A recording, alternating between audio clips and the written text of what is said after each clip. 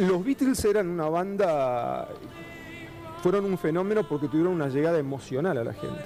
Es decir, trasciende cualquier otra banda de la historia del rock porque llegaba a la emoción de las personas. Vas a verlo en los documentos fílmicos de los 60, que la gente se desmayaba, especialmente las mujeres entraban en un estado realmente emocional importante, y era una banda muy fuerte en ese aspecto, ¿no? ¿Qué otra prueba tenemos? No, bueno, si vos observás también, por ejemplo, la comparación del disco Beatles for Sale de 1964 y la imagen interna en Sgt. Pepper en 1967... Esas dos personas serían la misma persona, tendrían que ser la misma. Deberían ser la misma, pero cuando empezás a analizar te das cuenta que los ojos son distintos, que el tronco de la nariz tiene otra distancia, que la terminación de la nariz es distinta, la forma de la cabeza es otra, y ahí es donde uno dice, bueno, esto deja de ser un mito y pasa a ser algo que puede ser verdad. Y ahí es donde te pones a revisar más datos y hechos que empiezan a generar más duda y de alguna manera a recrear o generar una nueva historia detrás de los Beatles, ¿no? Mira, te voy a mostrar algo muy interesante. Vos tenés acá lo que es la tapa del disco Sgt. Pepper. Este es el primer disco que editan después del 66 del supuesto accidente, ¿ok? Esto sería después del accidente. Exacto. Esto se editó en el año 67, este disco es una obra maestra, pero lo que tiene es que esta imagen representa lo que puede ser un funeral. Si ven abajo hay como una tumba donde dice Beatles, ¿ok? Sí. No dice The Beatles. Y hay toda gente que fue elegida, todas imágenes de gente muy conocida elegida por ellos como fondo, y aparecen los nuevos Beatles con todo un colorido y un cambio de imagen, y aparecen los viejos Beatles, que son estos que están acá más oscuros, grises, como se vestían, ¿ok? Aparece la imagen de Ringo muy acongojado, triste, mirando hacia esta supuesta tumba. Ringo acá, ¿no? Ah, mirando hacia la la tumba.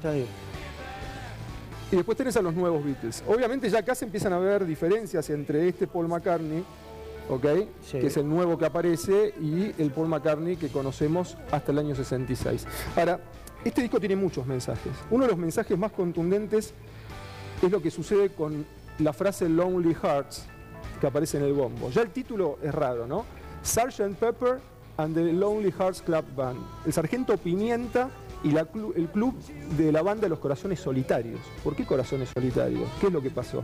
Pero bueno, vamos a ver un poquito. Si vos pones un espejo cortando Lonely Hearts por la mitad, se conforma otra frase, que es esta que ven acá.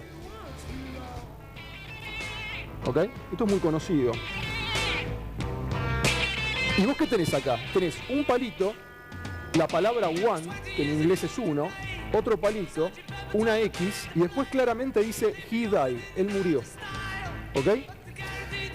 Hay tres interpretaciones que tiene esto, y lo vamos a alinear con hechos concretos para que veas un poco cómo se recompone la historia. Si yo leo esto como una fecha, la primera parte, y lo leo, digamos, al modo como se lee en Inglaterra, lo leemos acá, debería leer el palito y el 1, la palabra 1, 11, el palito y la X, 9, él murió. Debería ser 11 de septiembre, él murió. Si vamos al 11 de septiembre, nada sucede en la historia de los Beatles, más que el día 19 de septiembre, los Beatles reciben un premio de la revista Melody Maker como banda más publicada en dicha revista a nivel internacional. Y acá claramente se ve al Paul McCartney verdadero, se lo reconoce muy bien en su cara acá, junto a Ringo Starr, que van a recibir el premio. Estamos en el 19 de septiembre, acá tenemos, digamos, prueba fehaciente de que estaba vivo. Ahora, si yo esto lo leo al revés, al modo norteamericano, como se lee la fecha, voy a leer el palito y la palabra 1, 11, el palito y la X, 9, él murió. Noviembre 9, él murió. Si yo me dirijo al 9 de noviembre, ¿qué pasó? Brian Epstein, el manager de los Beatles, le dice a un productor norteamericano llamado Arthur Hobbs que los Beatles no van a tocar más en vivo y que no van a poder girar por los Estados Unidos en el año 67 como pretendía Arthur Hobbs. El 10 de noviembre salen todos los medios británicos que los Beatles no vuelven a tocar más en vivo. De hecho, no vuelven a tocar más en vivo, salvo aquel recital en la terraza del edificio Apple, en el año 69, bien lejos, pero muy innovador, muy realmente impresionante. Entonces hay un hecho concreto que sucede. Ahora, tiene otra interpretación que ahora la vamos a ver, pero lo que hice yo fue buscar a Paul McCartney después de esta fecha. Vamos a ver la próxima aparición pública de Paul McCartney. Paul McCartney aparece nuevamente el 18 de diciembre de 1966 en la premiere de la película The Family Way, una película en la cual el Paul McCartney original compuso la música.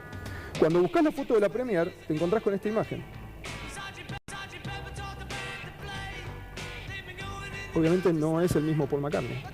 ¿Okay? Nos encontramos con este famoso Paul McCartney de bigotes, con la cara más alargada, con otras facciones, muy parecido, pero distinto.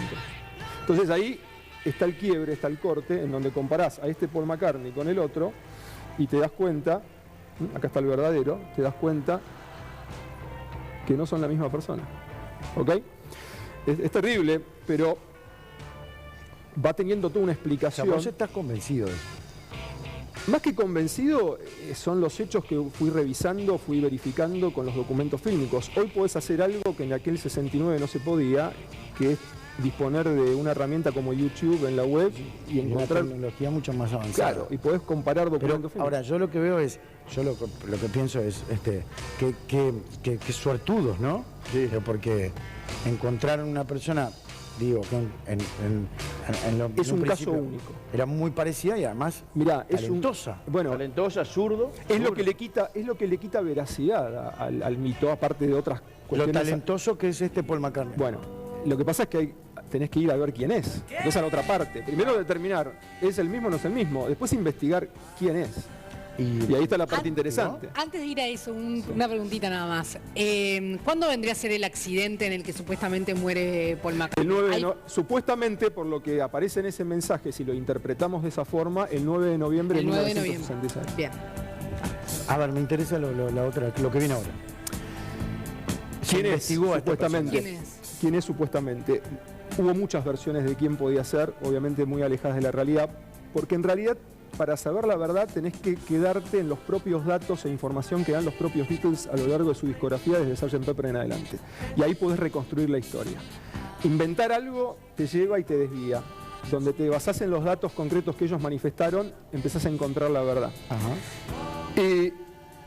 Tiene que ver justamente con Sgt. Pepper. Es decir, hay un testimonio muy interesante que es de una persona que se llamaba Jack Marks, un editor, escritor norteamericano, muy amigo de Linda Eastman, que fue la primera mujer del actual Paul McCartney. Linda Eastman era una fotógrafa norteamericana que es enviada a Inglaterra a cubrir a las grandes bandas inglesas de ese momento. Y bueno, tenía, digamos, vínculo con los Rolling Stones, con los Beatles, con todos.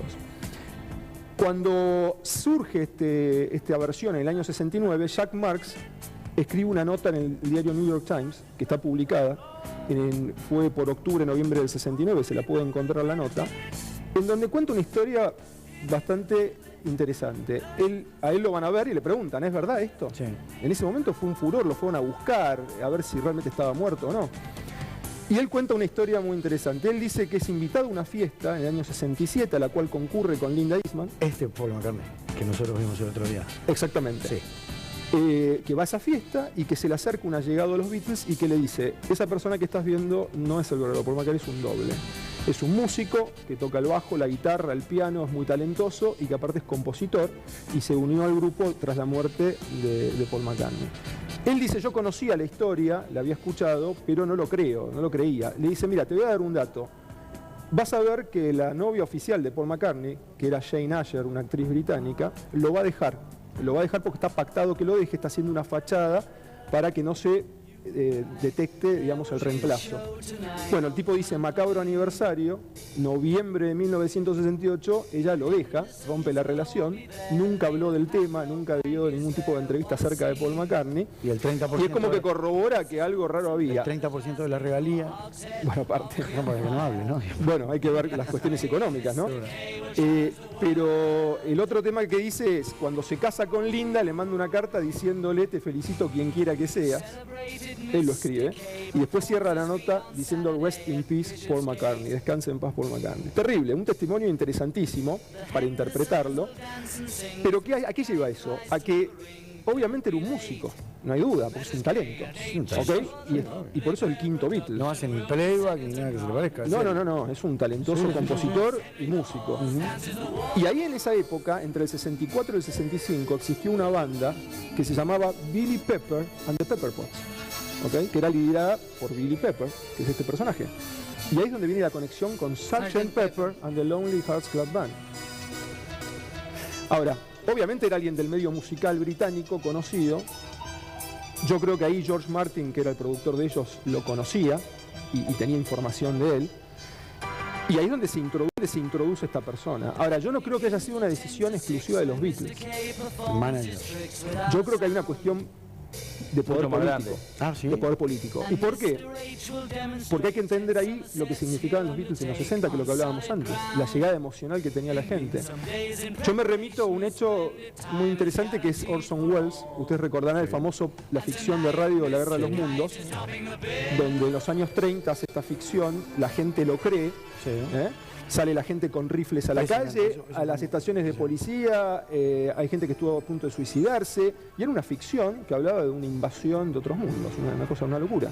Pero la gente se lo creía, porque estaba tan bien hecha la ficción que era realista.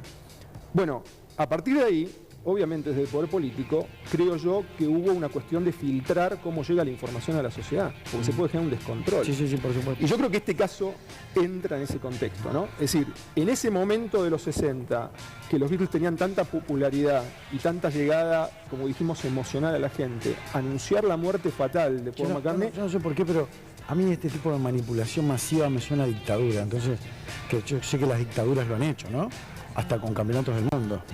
De manipular este tipo de cosas para tener a la gente contenta. ¿Y o para que no, suceda algo. Para que no suceda algo. La verdad, yo me quedaría horas hablando. Pero dos cortitas nada más. Dale. Para cerrar.